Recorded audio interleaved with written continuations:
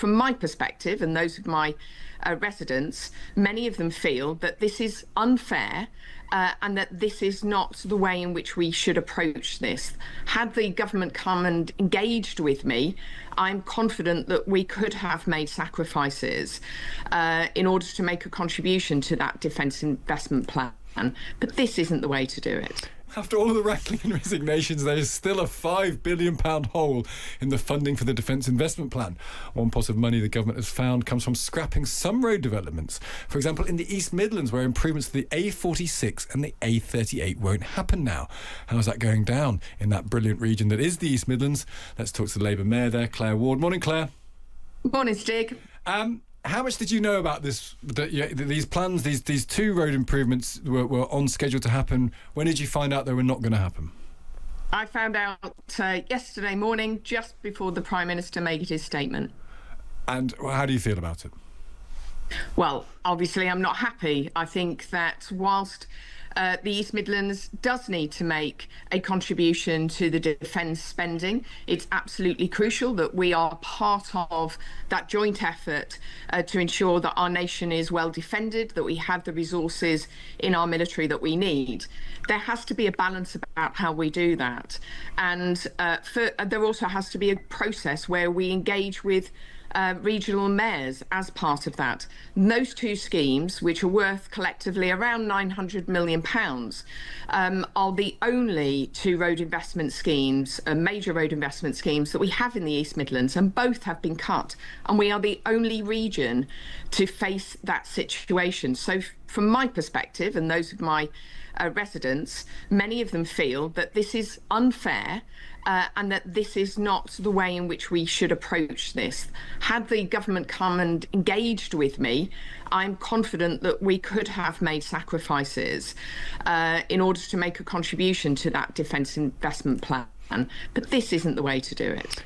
In the brave new world of Burnham, where devolution is more on people's lips and more at the centre of government, do you think this sort of decision won't happen or shouldn't happen? Well, what Andy was talking about on Monday was the importance of rewiring the country so that decisions aren't just made in isolation in Whitehall and Westminster, but that we understand the impact in our regions and we seek to engage with our regions and our communities. And what this decision has done is to not take into context that the East Midlands is the region with the lowest spend in transport infrastructure over many, many decades.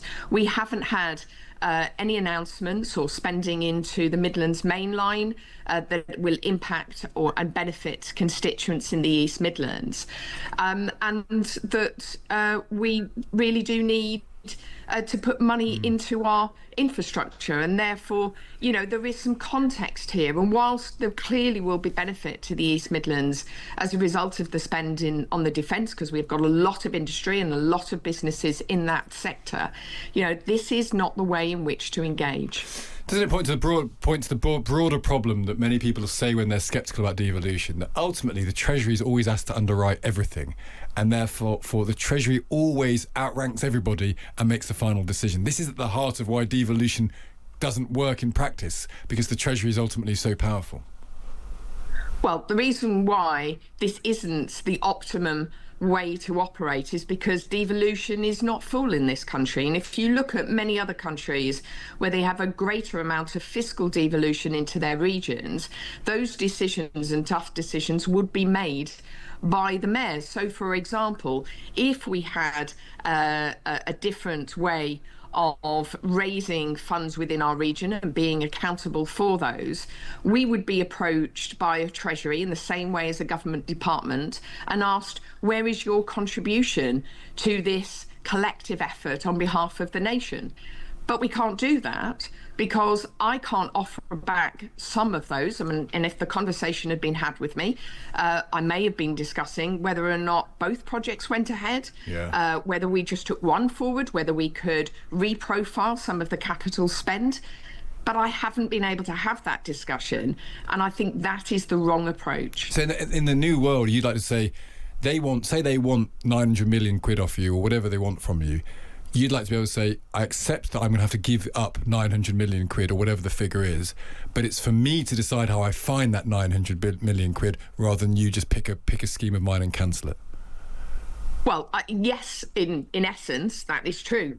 But in this case, I would certainly say that whilst I may be able to offer up part of that funding, maybe one scheme rather than another, it's also important that that is shared across the country. And my concern is that the region that has the lowest levels of transport infrastructure is the region that yet again is being placed at the bottom of the pile when it comes to investment into our roads and our infrastructure. I understand that point, but that's simply not fair. I guess the argument against devolution here is that every region will feel badly treated, and if you need a national endeavour like that's how do we defend ourselves collectively, every single region will say, can you not get the money from them? They're treated better than me. And you end up with the sort of chaos of everyone to cling to their own bits of the pie rather than anything being centralised and making these decisions. That's the great argument against devolution and for centralised government, isn't it, I suppose? Well, it is a national endeavour and we should all be part of that. And I'm not for one moment saying that the East Midlands shouldn't make a contribution to that. But what I'm saying is, at the moment, no other region has been asked or even consulted either, but they are not losing their only, this is not just part of it, but their only road investment schemes, which is worth 900 million. And if you look at the figures announced yesterday, there was an additional, I think it was 1.5 billion on the previous expected defence increase before John Healey resigned. Yeah. That would suggest that more than half of that contribution of 1.5 billion has come from the East Midlands region. Yeah. A population of 2.3 million. Does that sound right? Just so I'm from the East Midlands, so I can ask this question.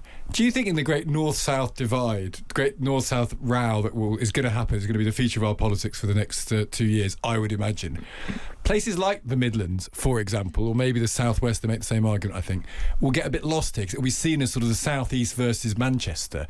And actually places like the East Midlands, Loughborough, Leicester, Nottingham, Derby, places like that will kind of get ignored. Well, my job is to make sure that that doesn't happen and to stand up for our region, which is exactly what I'm doing today and making those representations, and will continue to do so. But I think if we're going to get devolution properly, then it has to be everywhere and it has to work in that way. And what you can't do is just cherry pick bits that are favourable. We know that this is a country that is one of the most centralised countries, both for decision making and for fiscal powers, and that simply isn't working for us. And that was the case that Andy has made. He's shown that in Greater Manchester the impact that you can have upon a region when you take decisions and when you look at things differently, and that's what we're doing here. And remember, we're only, as a combined authority, I'm the very first mayor of the East Midlands, only in office just over 2 years, so we're at the start of our journey. But I really believe that this is a game changer for people in the East Midlands, and we're already getting hundreds of millions of pounds out the door to invest in the priorities that we decide, not the Whitehall and Westminster decide. It's going to be an interesting political battle over the next couple of years, I think. Claire, good to speak to you. Thanks very much. That's Claire Ward, the Labour Mayor of the East Midlands. And I think the difficulty is for Labour and for Labour MPs, and you were saying this earlier on this morning, will Labour MPs have changed their attitude towards rethinking their priorities, especially when it comes to welfare spending? They were very, very against some of the big welfare savings previously that amounted to around £5 billion. Andy Burnham is now looking to have to save £5 billion over the next couple of years. Will Labour, having gone through a change of leadership, having now seen the reality, which is scrapping these types of road schemes and other things too, will they think, you know what, actually maybe there is a strong argument here for cutting welfare spending in a sustainable way, and get on board with that? I wonder if the fudge that's coming, and you hear it from Labour ministers all the time, is they won't call. I think the mistake they feel is that Rachel Reeves went to them and said, we need to cut £5 billion because it's good to cut. If they go to them and say, it's good to get people back in work, and that might lead to £5 billion being spent less on welfare, can you get on board with that? they'll at least be able to tell themselves they're agreeing to something slightly different, even if the net effect is still the same. I wonder if that's the little shimmy that we might see in the next sort of 6 months.